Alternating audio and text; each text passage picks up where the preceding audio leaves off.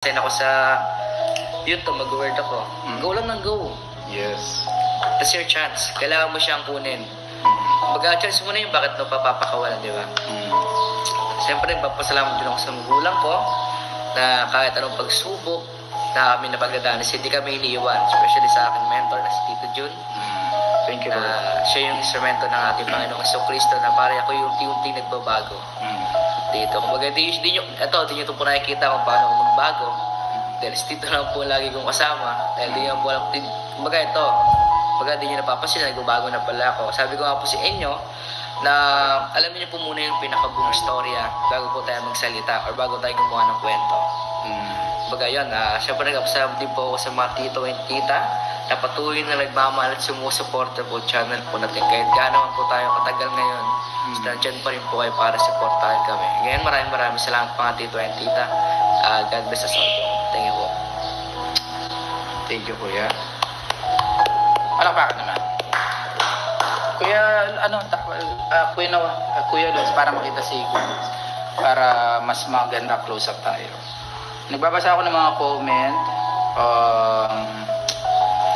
Sabi ni Tito Inchik, lalo na po Jun yung iba, dinadagdagan pa ng iba't ibang flavor yung issue, kaya lalong lumalaki. Well, ganun po talaga Tito Inchik, no?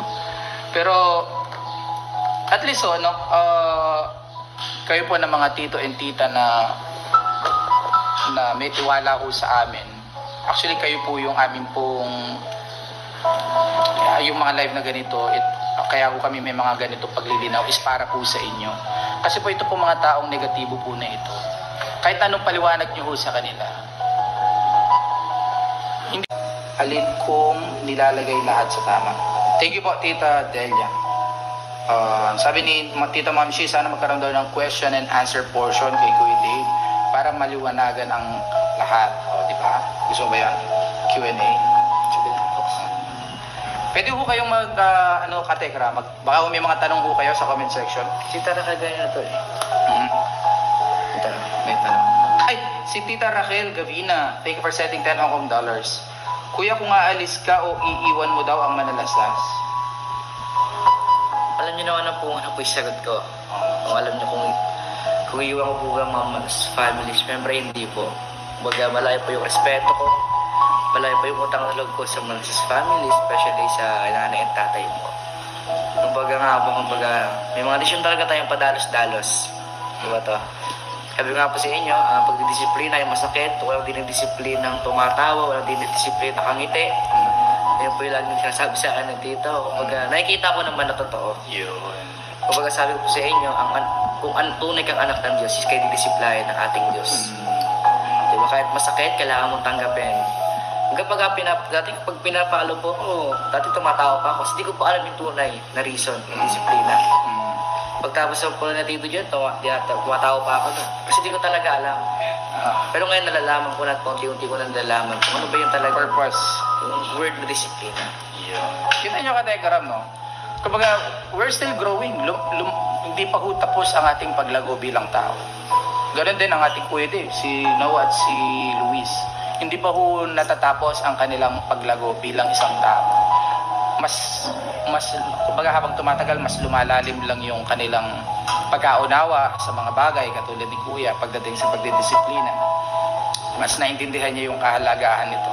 Bagamat syempre, naririnig na natin yung salitang ganon, pero para bang mas lumalalim siya habang tumatagal.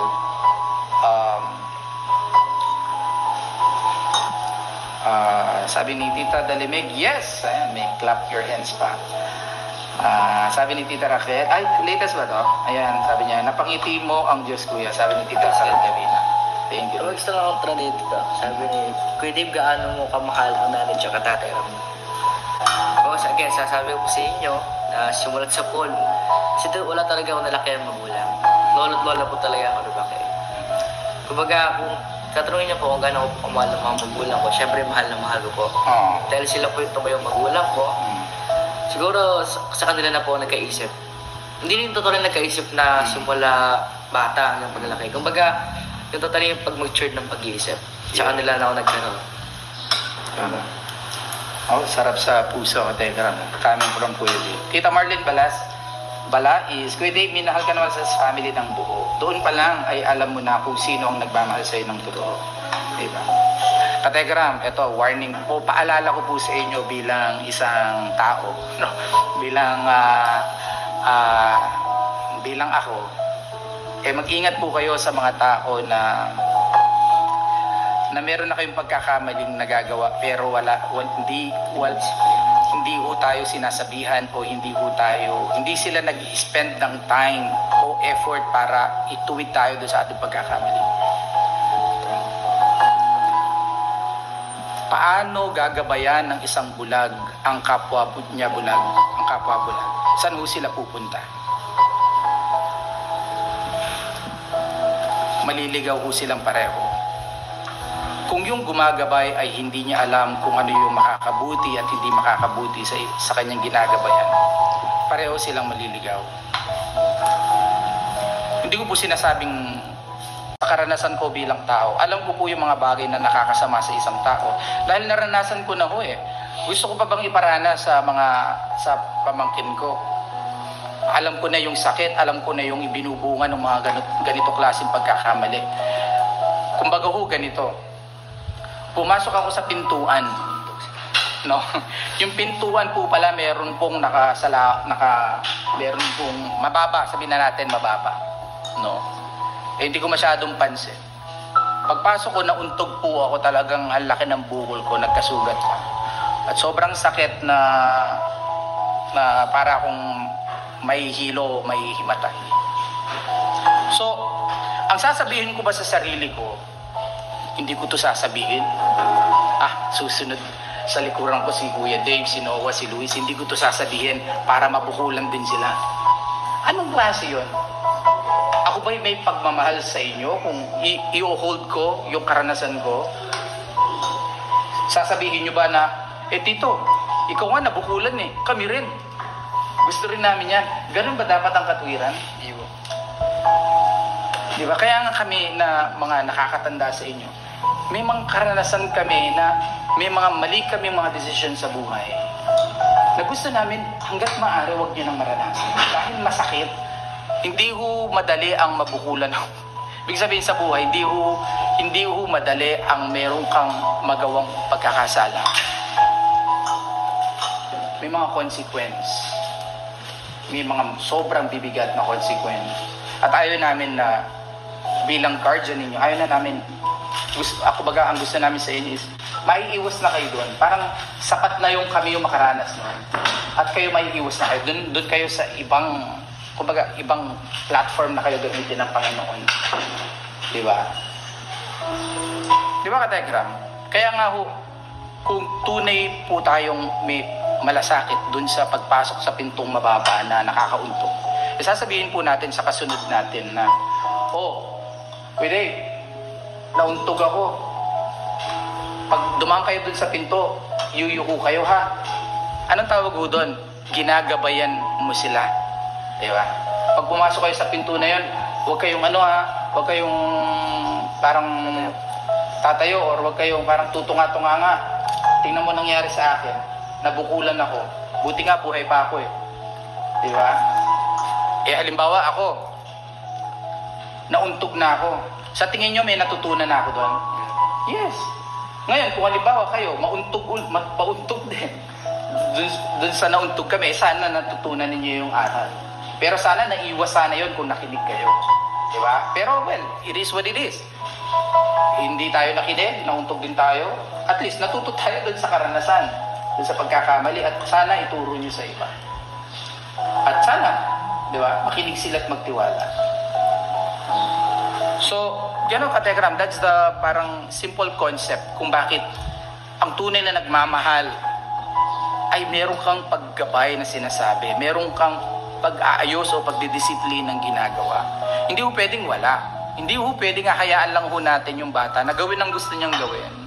At wala ho tayong gagawin pagdidisiplina o pagtutuwid. Hindi ho tama yun. Hindi ho yun ang disenyo ng Diyos pagdating sa pamilya. Kaya nga mayroong pamilya, sila ho yung may pananagutan sa harapan ng Diyos. Sila po yung haharap sa Diyos at magpapaliwanag sa Diyos. Tek June talaga. Tek June kaya tawag sa akin ni Lord. Tek Jun, paano mo ginabayaan ng iyong mga anak? Diba? Bakit nagkaganito? Ganyan-ganyan, no? Or something gano'n, na tayo yung mananagot, no? Sa ating pong mga anak, tayo po may pananagutan. So sana ho sa mga tita ho na nasa labas naman po kayo ng family, no? Sana wag ho naman ho kayong masyadong mas magaling pa ho sa amin. Wag ho kayong parang mas may alam niyo pa ho yung mga buong kwento na nangyayari. At sana huwag naman hong ganon. Bigyan niyo ho ng privacy. Ito pong pamilya po nito. When it comes to the personal issues, yun, mga katekram, yun lang po ang aking inihiling bilang isang pamilya natin dito ho sa Tekram channel. Piliin po nating umunawa muna. Huwag tayo maging reactive na ay kumakain ng pancit canton. Ay di na kumakain daw ng pancit canton sa kabilang bahay. Hindi na daw pinapakain dito sa bahay kina Sweet Mary. At para atang sarap na sarap si Kuya Diwata doon sa... Tama ba? At hindi na daw pinapakain dito, kaya ako pupunta ko doon para ako makakain. Kita nyo, katekram, anong isip na meron sila? Anong pag-iisip ko ang tumatakbo sa kanilang isip? Meron ho silang version. Meron ho silang makina na gumagawa ng kwento na baka naman ho pag nakita nyo si Kuya Dave naglalakad, ay hindi na pinapasakay ng sasakyan. Ay grabe. Di ba kaya naman sila nakabili ng sasakyan kasi di ba si Kuya Dave daming million views? Di mo paano tumatakbo yung isip? Baka pag nakita nyo si Kuya Dave na natutulog, ay grabe. Anong pwedeng doon? Natulog. Ay grabe, bakit ganun yung higaan niya? Parang marumi. Parang wala naman sila sa... Basta meron silang makina sa kanilang isip na panay negatibo ang kanilang interpretation. No, baka pag umiinom to ng tubig, ay grabe, puro tubig lang ang pinapainom. Hello, grabe, si Luis nakita namin, tsaka si Noah umiinom ng juice. Ay grabe talaga, napakasama talaga ng na yun, Manalastas family. May favoritism. Talagang pag si Kuya Dave, tubig lang. Oo, di ba? Yung nakaraan din. Ganyan ho yung mga kanilang program, ng kanila pong isip. Sige, dagdagan pa natin. Halimbawa, binuhat ni Kuya Dave si Baby Raven. Ay, grabe, kinakawawa naman si Kuya Dave. Siya pa pinagbubuhat, pwede naman yung iba. Ang toxic. Ang toxic kadegram, ang toxic po. How many pictures you have today? Like 3. Ay, 2 months na walang baon. Ay, gumawa naman si Kuya Dave. 2 months na walang baon. Dapat pumunta ka sa akin, ibigyan kita. 2 months daw palang walang baon. Naku po, napakasamang magulang naman yan. Private pa naman ang school mo, tapos 2 months kang walang baon. Ay, grabe. Kahit ako, gagalit ako Diba? Siyempre, yung mga nag-iisip, ang daming nagbibigay ng pera, tapos 2 buwan, wala siyang napakasama talaga ng mga, mga tao na yan. So yun katekram, well, there is discipline, merong pagdidisiplin ng nangyayari, at minsan nami-misinterpret ng iba. So,